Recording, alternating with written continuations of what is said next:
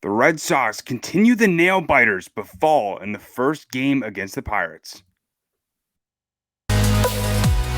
You are Locked On Red Sox, your daily Boston Red Sox podcast. Part of the Locked On Podcast Network, your team every day.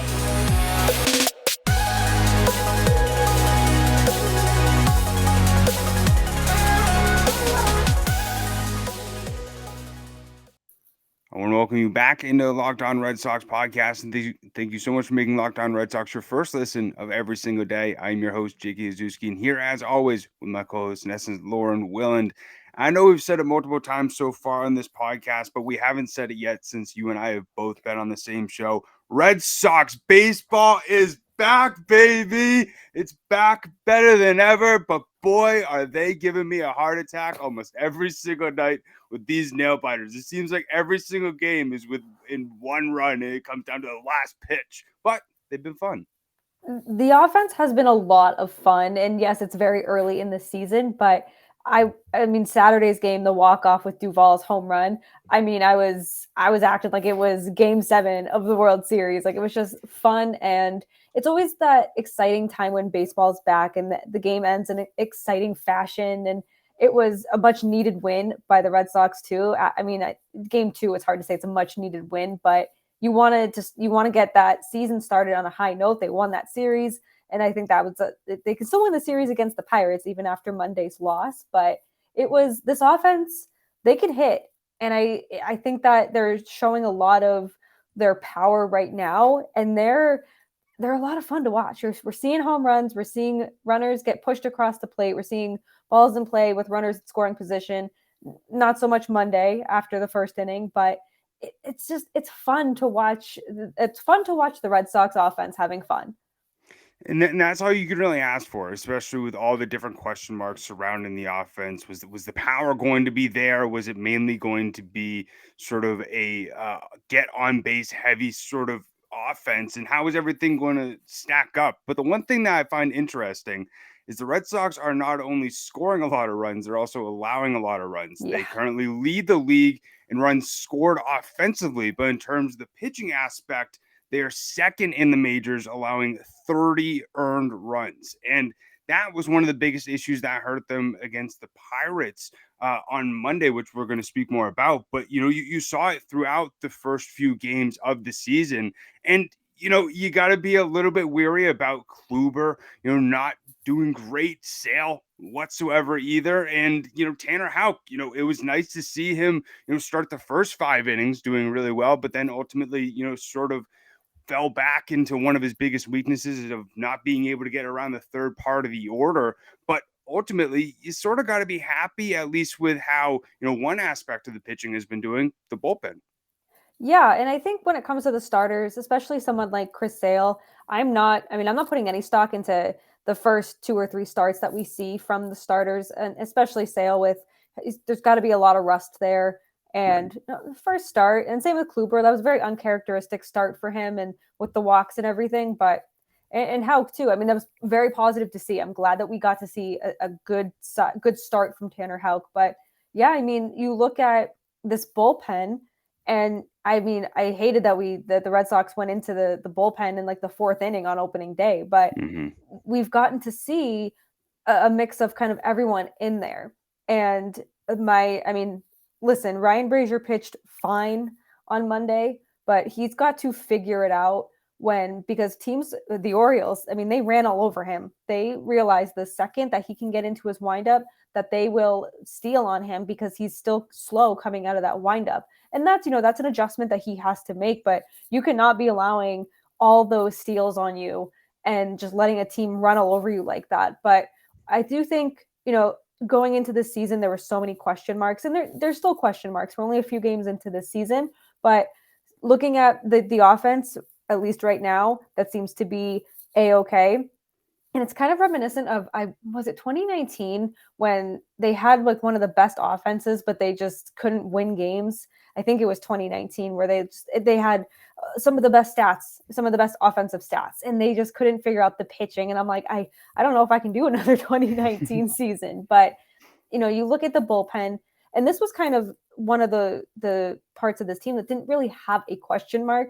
We were more confident in the bullpen than we were last year. And I know that I've said that I was more confident in the bullpen this year than in many years past. And it's been good to see a mix of these guys. I mean, when I saw Caleb Ort come in, I was like, oh no. And then Ryan Brazier, I think you tweeted about it, that if it was, if someone told you they'd be coming in the 7th and 8th or the 8th and 9th inning in a 1-run game, you would be thinking that the Pirates were up at least 5 runs. And it's true. But I think that right now I'm content, but it's the starters where I'm like, oh dear, like this has the potential to be a big Achilles heel for this team. And I think the only person who is very confident with Caleb Ward on the mound has to be Jared Carrabis right now. It's always funny with his support type of tweets, and it seems like there's a lot of really great Red Sox names being mixed with different words. Sox addict. I even used it. The Massachusetts. Like, that's awesome. How can you not love that? Especially early on in the season, are already coming up with those little great hashtags or phrases or whatever. But I agree with you. And the starters, you said it best. You can't really put too much stock in these first few starts. Chris Sale, a little bit rusty. And it's been nice to see, different players like Zach Kelly being thrown into these sort of tough situations, being able to, pitch 2 innings on Monday. And, we saw him against the Orioles struggle a little bit, but that's what you're going to sort of expect from a guy who's still in his rookie season, only really had 1 month of major league experience last September. But, Caleb Ort, he's looked relatively okay.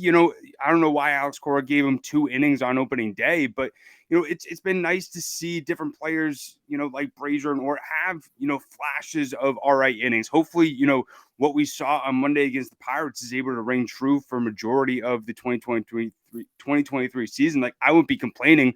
The more the merrier of effective pitchers that the Red Sox can have in that bullpen. That's all that we're asking for. But, the one thing that I think is, the offense is never out of it.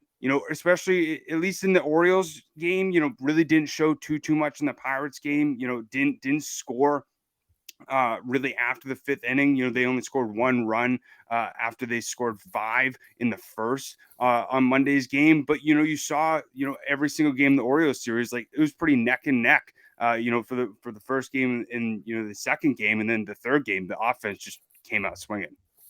It's so funny because they'll go down, significantly. They don't go down, 2-1, 3-2. They're going down like 7-1, 8-2. And then the bats just come alive, which is very encouraging. I would prefer if the Red Sox don't have to come from behind all of these games, but to see that the offense is putting the ball in play, they're hitting a ton of home runs, and to see that kind of the power early. And it's good to see, Casas and Devers and Yoshida, of course, showcase that. We know the power that Devers has. There was never any doubt about that. But looking at Yoshida, he was having so much fun on Monday with the dumbbells and just kind of seeing that personality shine a little bit. And I know Alex Cora had said that he's working really hard on his English, and it's really cool to see him kind of just be able to communicate with his teammates and Cora.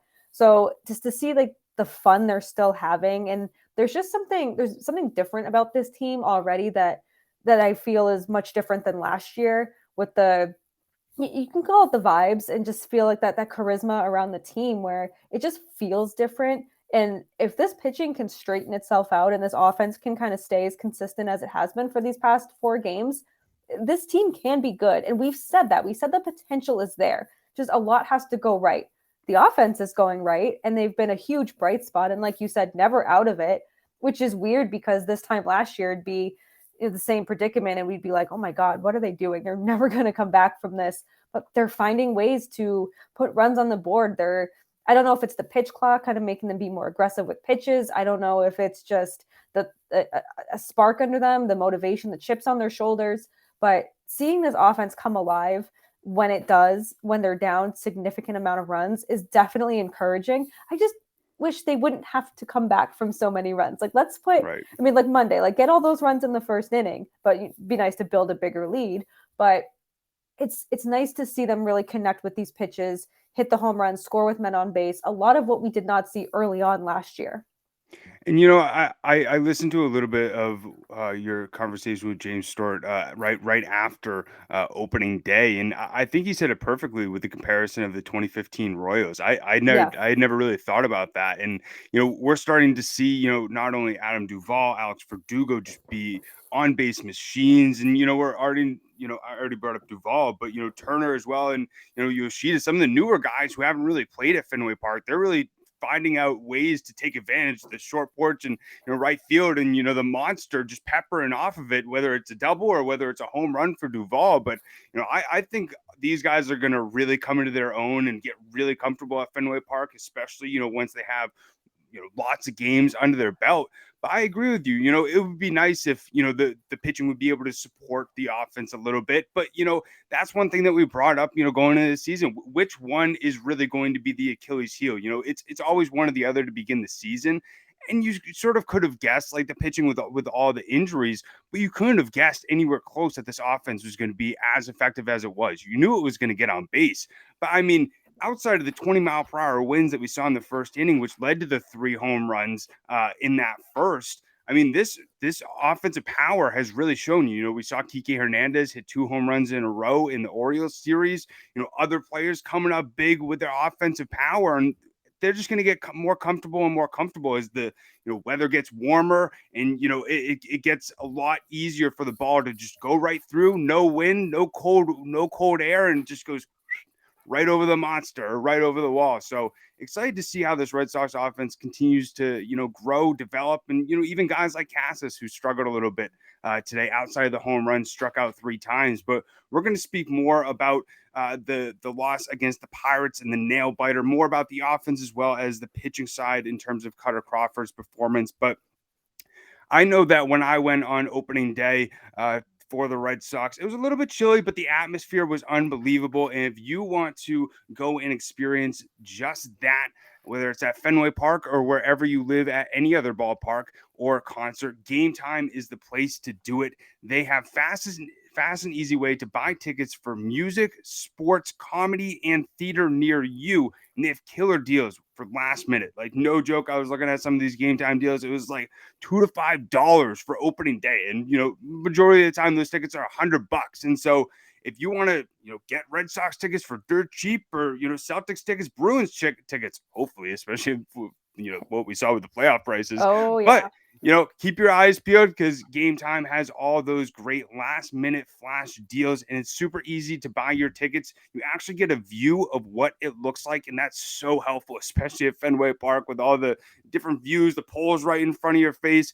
And they have the lowest price guaranteed, event cancellation protection, and job loss protection as well. And it's super easy to snag it on the Gametime app. So download the app, create an account, and use the code LOCKEDONMLB for $20 off your first purchase. Terms and conditions may apply. Again, that's create an account and redeem your code LOCKEDONMLB for $20 off. Download the Gametime app today. Last minute tickets, lowest price guaranteed. And especially with what we've heard from a lot of these players thus far, especially in their first season with the Red Sox, they are loving this atmosphere, and they are really loving playing in front of the Red Sox crowd thus far. And it was a lot of fun to watch the offense hit 3 home runs to begin the game. Honestly, like, kind of thought I was dreaming. It was out of nowhere, just gone. Right when you turn on the TV, Devers, Yoshida, Casas ended up scoring 5 runs in the first. And it really sort of died down right after that. I think we already mentioned it, left 12 men on base for the remainder of that, only scored 1 earned run, or 1 run in the 5th inning, and then it just sort of died down. Yeah, you want to see a strong first inning like that, but you also want to see them kind of build off that momentum going forward. And I said this last week with opening day that 9 runs should be enough to win a game. 6 runs should be enough to win a game, and it unfortunately was not. But there are a lot of positives, I think, to take, even though it was a loss and it was disappointing. But to come out swinging like that, and yes, the wind probably helped a little bit, and the ball was carrying well, but you still got on the board. You found ways to build a lead over the Pirates, but it's a shame they couldn't hang on to it. But you look at how they had a fast start, and we haven't really seen too much of a fast start from from the team in their series against the Orioles. So that's a positive. Obviously, the home runs are a positive as well. Maybe the juiced balls are back, which I'm 100% for. I love seeing home runs. And I mean, was it Verdugo who hit one just like as far as he possibly could the other night? So that was really positive to see. So there's still a lot of positives. And I think that being cautiously optimistic around this offense and this team in general, I think is still my way of going. But and I know that people will say too about the schedule, like the Orioles and it's the Pirates. And then once the schedule gets a bit tougher with the Toronto Blue Jays and some more AL East opponents. But I like to think that the Red Sox did not win a series against an AL East opponent until August last year. And then they win the opening series against the Orioles. Yes, it's the Orioles, but they can hit and they were aggressive on the base path. And yes, they should beat the Pirates. They should win the series against the Pirates, but that doesn't always happen. But we saw a strong start from the Red Sox, and now we just need to see the strong start combined with holding that lead and maybe scoring more than just scoring after the first inning. I would say more than 6 runs, but I don't want to be too greedy. Let's just score after the first inning as well. I think we're getting really spoiled pretty early with the amount of scoring that we've seen from the Red Sox. And, there's going to be those games where, they score none or, score 1 or 2. And there's going to be that stretch as well. We're going to see guys have roller coaster type of seasons as it usually is in 162. But it's been really nice to see a guy like Alex Verdugo start off super hot, 5 for 3 on Monday night's game, of 421 batting average thus far in such a critical season for him, not only to show that he deserves to be on this Red Sox team for the future, he deserves an extension, show his improvement of getting in the best shape of his life going into spring training. Then Adam Duvall as well, 588 batting average, and two for 3 in Monday's game, 2 walks as well. And both guys are really just really anchoring the Red Sox lineup as well. And then, you obviously bring up Rafi, the list goes on to the guys who are really being able to produce it thus far. Yeah, it's good to see it up and down the lineup. I think that the more dangerous you can be 1 through 9, obviously the better. That way you're not relying on someone like Devers or someone like Turner or Yoshida. Like there are a lot of guys in that lineup who we know have a lot of power, who we know can hit home runs. So to see that early and to see kind of everyone contribute in their own way, especially Verdugo. I mean, he was my impact player for the Red Sox this year. We did predictions at NESN, and I said he has like the biggest potential to have this breakout season, to be the X factor of this team, because this is a big season for him. And if he can continue this consistency, then yeah, I think that extension talks could be had, but I'm certainly not rushing to extend him yet. But he looks great coming into the season. He looks he's always been the kind of a confident guy, but I think there's something different to him this year. Maybe some of that is being healthy. He looks like he's leaned out a little bit, and he's having a lot of fun at the plate. And I think that's really important too. And of course, hitting those home runs, scoring those runs. And it's just been a positive start for the offense to start this season.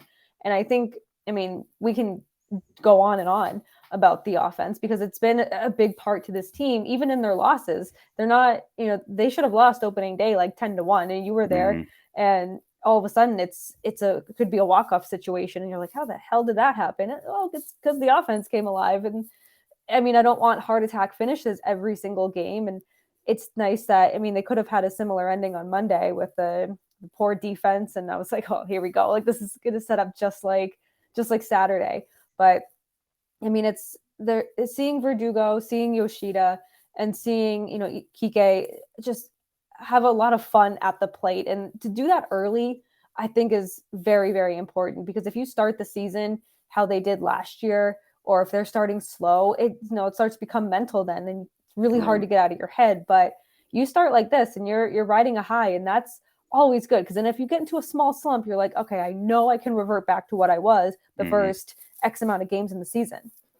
And, not to read too much into, the NESN commercials, for the season, like hype up, but I saw the Tigers one, and Verdugo had like 3 different videos. And so he's being looked at as one of the faces outside Right. of Devers and Yoshi. But I think that's telling in sort of them looking at a player who's, you know, not only hot right now, but a fan favorite. I think it's interesting when you go to games now and you see some of those younger kids with the Verdugo jerseys. It's not just all Devers. And so, you know, it shows how much of a fan favorite the player really is. Obviously, that doesn't fully correlate into, you know, him being worth an extension, but, you know, it definitely helps. And I think for what exactly we've seen, at least on the offensive side, it's a surprise. But on the pitching side, it's sort of semi what you expected, but like a little bit of a letdown. You know, Cutter Crawford looked so good and looked like he was really starting to develop and uh, turn a new leaf going into this season.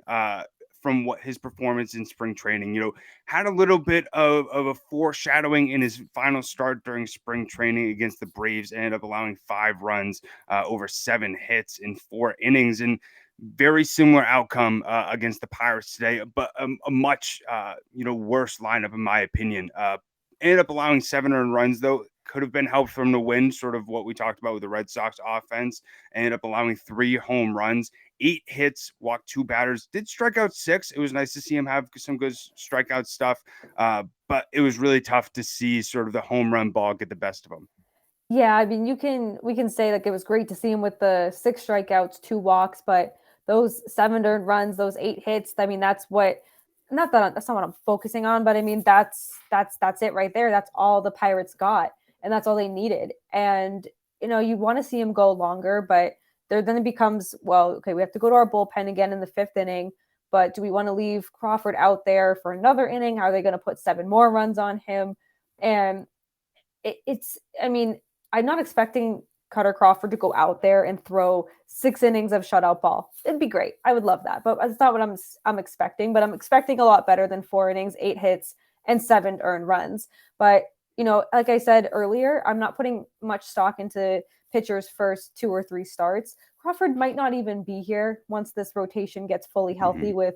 with Whitlock and Bayo and coming back in Paxton. So I mean, you look at that and you're like, okay, like, can we just get by for the next 2 or 3 starts? And maybe he turns it around, and maybe being in Worcester will certainly help him try to kind of get on track, or maybe he'll be serviceable out of the bullpen. I mean, there's so many what ifs when it comes to this team, but this pitching, and you know, it's disappointing to see, especially because I want Crawford to succeed. I want him to make it Mhm. hard on Alex Cora to send him back to Worcester. But after a start like this, and knowing that Whitlock is on the cusp of a return after when he starts for Portland this week, and then Bayo, and then Paxton, it's going to be, I mean, he's almost like the automatic odd man out. And you know, I agree with you. I'm rooting for Crawford as well to really show how much quality pitching depth this Red Sox team does have. I think if you put him in the position where he's most comfortable as, you know, 2 to 3 inning multi-inning reliever, like you'll really see him flourish. But you know, he's showed you time and time again, and you can't fully look at obviously just this one start and, you know, Right. the starts they made in his rookie season just getting thrown in to the rotation. But you know, there comes a time where, you know, you have enough evidence or enough of a sample size where it's like, yeah, you're not a viable starter. And yes, like what other options do the Red Sox have? I completely agree with you. But at the same time, you know, it's intriguing to know that Whitlock is on his way back. You know, going to Mm-hmm. have one more start in Buffalo for the Woo Sox before he ultimately will probably come back. Looked good in the Woo Sox opening day. You know, Brian Bayo, you know, starting to, you know, get his rehab scheduled probably in the next few weeks or so. You know, Paxton, haven't really heard anything on him, but hoping he's coming back in May. But other than that, like it's nice to at least sort of have some hope that at some point in the next few weeks, you know, this Red Sox rotation will look a lot stronger than it does right now. But before we end this episode and go into our third and final segment, Lauren just wants to talk to you about Pro Ultimate Baseball GM. This is probably one of the coolest games I've played in a long time. And I am not someone who plays games on their phone. I am just like, it's like I don't read books on my phone. I don't play games on my phone. But Pro Baseball GM has completely changed my mind, because I always thought I could be a pretty solid baseball GM. It turns out I was very wrong, and I'm okay to admit that. It's a very challenging and a very realistic, fun game. And if you've kind of had the same thought where, hey, I want to try to manage a baseball team, then Ultimate Pro Baseball GM is the game for you to try out because you can manage your own franchise. You just have to go and download Pro Baseball GM immediately. You manage every strategic aspect of a franchise. So you're playing through seasons, you're leading your team and your fans hopefully to glory, hopefully have a better outcome than what I had. And you try to build a historic dynasty. And I failed in my first few games, but minor setback for a major comeback. And in the simulation, you are responsible for hiring the right coaches and staff. You have to manage team finances. You scout and draft players, which means you kind of have to manage through those difficult personalities. Who's a clubhouse cancer? Who's not going to clash with one person or the other? And of course, there's always injuries to deal with. And you navigate your franchise through free agency, trades, all the ups and downs of a season. And this is challenging. It's realistic. It is so much fun in the game world. Ultimate Baseball GM. It's completely free. It's playable offline too, so you can play on the go. Don't need Wi-Fi. So if you lose power and you're bored and want to pick up your phone, you can play Ultimate Pro Baseball GM. And Locked On Red Sox, you listeners get a 100% free boost to your franchise when using the promo code Locked On in the game store. So make sure to check that out. To download the game, just go to probaseballgm.com, or you can scan the QR code right here if you are watching on YouTube. Just look it up through all the app stores. It is so much fun. It is worth it. Play me, play Jake, play the other Locked On MLB hosts. Some are very, very good. Some are very, very bad, like myself. That's probaseballgm.com. Ultimate Baseball GM. Start your dynasty today. So, as we talked about in our second segment, the Red Sox lost the first game of the Pirates series. But in the second game, which is today, Nick Pivetta is going to be on the mound against Rosny Contreras. I hope I got that right. But both of these guys have a lot to prove. We saw Contreras have a 3.86 ERA over 2 starts in spring training for the Pirates, and then Pivetta. We know he is who he is, and he's somebody who struggled a little bit in his majority of his starts throughout spring training. Did a little bit better in his last start of the spring, 10 hits over 2 earned runs, but did pitch 6 innings. So I'm curious to sort of see how this all plays out with both of these pitchers. And one thing that Ethan and I both talked about is with these pitching matchups, there's going to be a lot of runs scored. And we saw that Monday, and we're probably going to see it Tuesday, and we're probably going to see it for the rest of the series. But it's funny with Pivetta because I mean, I'm high on Pivetta for no reason other than I like the guy. And I know that we've seen him pitch at a high level. We've seen him be a very dominant pitcher, but we've also seen him be, 4 innings, couple hits, couple runs kind of pitcher. So I'm very intrigued to see which Nick Pivetta we're getting Tuesday. And I mean, I know I've said it a lot during this episode where I'm not putting any stock. I'm not going to, make my final decision off one start. But if he goes like 7 innings and gives up 3 hits, I'm going to be like, Cy Young, give him the Cy Young right now. Because those are fun overreactions. But I'm expecting a big game from Pivetta. I think that he's your 5th guy, and I think that's exactly what he is. He's a number 5 starter. But with how the starters have pitched this year, or the first few games, this is his opportunity to kind of stand out. We have Tanner Houck, who's kind of stood out already, but still showcased where he struggles. Nick Pivetta has a chance to stand out, and I want him to pitch well. And yes, it's the Pirates; he should pitch well. But like you and Ethan talked about on the crossover episode, it could be another 7-6 win or loss. It could be another 10-9 kind of game.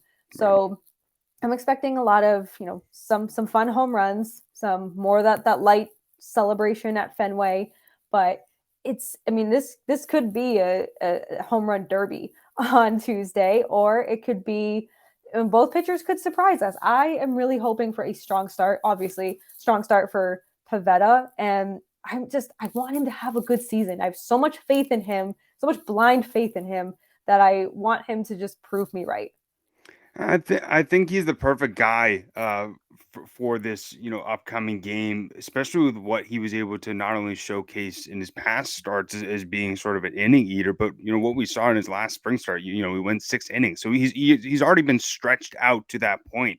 Right. We've seen a lot of these starting pitchers thus far. Houck is sort of the only odd man who has really gone deep into the fifth inning. But most of these guys have had to be taken out in, the fourth inning or so. And I think that really hurts sort of how Cora is able to set up the bullpen and especially put guys in high leverage situations. Like Ort and Brazier shouldn't have Good been in Lord, those no. situations today. They just shouldn't have. No. And, I think as well, we saw Ort, I mentioned it earlier in the episode, he went 2 innings in opening day and ended up biting the Red Sox in the butt. And, I get it, especially when you're down that much, but at the same time, like, overcompensating because you're nervous about how dry the bullpen could get with some of these other pitchers in the rest of the bullpen not being able to go the length of 5 to 6 innings. This is where Pivetta comes up huge. And so if he's able to really save some arms and allow them to rest going into the rest of the Pirates series, and then ultimately going into the Tigers series, I think that's really critical for the Red Sox going into these next few games. But you brought up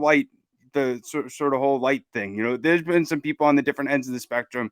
I liked it. I thought it was kind of cool. I thought it was different. There was some people who were like, you're stealing it from the Yankees. Like, this is all weird. Like, but like, I think Carabas said it best, like on like the NESN broadcast, that it looks different on like TV than it does in the ballpark. I hate it. I don't know if that makes me a fun sucker. I hate it. I don't like it. I mean, if you like it, that's great. I'm not going to shame you for that because I understand why people like it. I hate it. I like the idea of it. Like, I think that the idea that it's there, but I don't know. Maybe I'll start. They got to do something different with it. Like maybe some red lights or something. Yeah, I don't know if it's that. I don't know if it's, I don't know. Maybe I'll like it as the season goes on, but right now I'm not a fan. I mean, I'm not going to sit here. It's not going to ruin my watching experience or my Fenway Park experience, but no, don't like it. Not a fan. And I am curious to see like if they have like you saw like the weights that Yoshi had, but like what like home run celebration are they gonna have? Like I'm kind of curious. And I don't know if you saw the Woo Sox have like a celebration with the Holy Cross helmet, and apparently Jaron Duran's the one who started that. I was like, all right, cool. Yeah, I mean, I like seeing different celebrations and seeing kind of like what people think of. Like you had Yoshida with the dumbbells, like that's fun, and kind of going to what he's talked about, where the Macho Man nickname came from. So I like home run celebrations. I think that's when you can kind of see the personalities of these players and kind of where how they feel about home runs. Like it's just it's fun, and I think we've said that a lot this episode, but it is fun. And the other fun thing too is if you haven't gone to Fenway yet, when you go and you sort of see all the different new things that they did, the hype up videos, they have all these different really cool videos of how they have the players in front of all these graphics and stuff. And the Red Sox production crew does an incredible job. But one thing that I found really interesting that Kevin Youkilis brought up in today's or yesterday's game is the Mass Mutual has the balls and strikes on the dots. So like it shows like for green, it has the 3 green circles and the 2 red circles. And I'm like, I've never really seen an ad like sort of like connected with what's kind of happening in the game. Like that's kind of cool. Yeah, I like anything that can kind of make the game a little bit more interactive. And I mean, especially if you're maybe new to baseball, even if you're not, like it's just something different and it's something fun. I need to find a new word, but it's nice to see kind of something like that happen or just kind of like taking place. And I think too, like it's something small that's going to help grow the game a little bit and kind of attract younger fans and newer fans. And I think another thing too is the cleats. We've already seen Kike having all of his different bright colors. Yes, I know pro neon cleats. I was gonna say I know you like the lime green and yeah. everything like that. I think Cassis has already had some lime green. Love it. More neon. Nails. Yeah, I remember that's what you recommended. You probably listened to this episode and heard that. But excited to see how different players are able to show those personalities, and not only the players but also the team as well. But also very excited for the Red Sox to continue to have more fun over these next few games and for the remainder of the season. But if you want to continue to stay updated with everything that's happening with the team 5 days a week, make sure to subscribe to Locked On Red Sox on YouTube or whatever audio platform that you're listening to right now. And we want to thank you so much for making Locked On Red Sox your first listen of every single day. Now make your second listen and check out Locked On Fantasy Baseball. Win your league by listening to Matt and Dom every day as they bring you the best fantasy strategies. Find Locked On Baseball wherever you get your podcasts and over on YouTube. I've been listening in, already preparing for the first waiver wire, the different free agents that are out there. I've already started making moves already in the first week. fantasy baseball is no joke. It's an everyday sort of job. Yep. Unlike football, which is every week, that's, I need the baseball. It's every day. It's fun. So definitely go and check that out as well. But also check out our Twitter. It's LO_Red Sox. We've been posting highlights. We're also going to be posting questions prior to each episode to get you more involved. We didn't do it this one. We wanted to sort of get back updated and back up to speed with everything that's been happening with the season. But we definitely want to get you guys, the listeners, more involved throughout the season as much as we can. Also, make sure to follow myself. It's at Jake Iggy, and also Lauren. Three laws, Lauren with 4 R's. And I actually screwed up yesterday.